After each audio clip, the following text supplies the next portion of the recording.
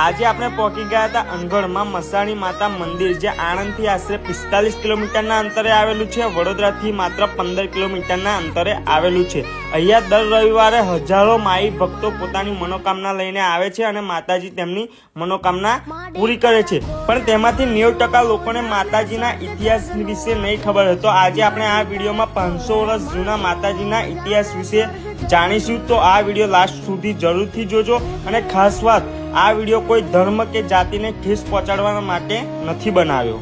ઇતિહાસની વાત કરવા જઈએ તો આજથી 500 વર્ષ પહેલા અનગઢ ગામ એ ગોહિલોનું રજવાડું કહેવાતું હતું અને અનગઢ ગામમાં મહીસાગર નદીના સામે કિનારે મુસ્લિમ ભાઈઓ રહેતા હતા। એ સમયે મુસ્લિમ સમાજના ભાઈઓએ રાજપૂત ભાઈઓને વાટકી વ્યવહાર અને દીકરી વ્યવહાર કરવાની વાત કરી, એટલે ગોહિલ સમાજના લોકોને આ વાતનું બહુ જ ખોટું લાગ્યું અને પછી બધા જ ગોહિલ સમાજના લોકો ભેગા થયા અને સામે કાંઠે રહેતા મુસ્લિમ ભાઈઓને મારવાનો પ્લાન બનાવ્યો અને પ્લાન પ્રમાણે તલવારના ઘાથી બધા જ મુસ્લિમ ભાઈઓને મારી નાખ્યા। અને ત્યાં મુસ્લિમ સમાજની એક નાની બાળકી, તેને પણ ગુસ્સાથી ભરેલા ગોહિલે મોતને ઘાટ ઉતારી દીધી। પછી તે બાળકીનો મૃતદેહ તરતો તરતો ખડકે આવ્યો અને ત્યાં જ તે સતી થઈ ગઈ।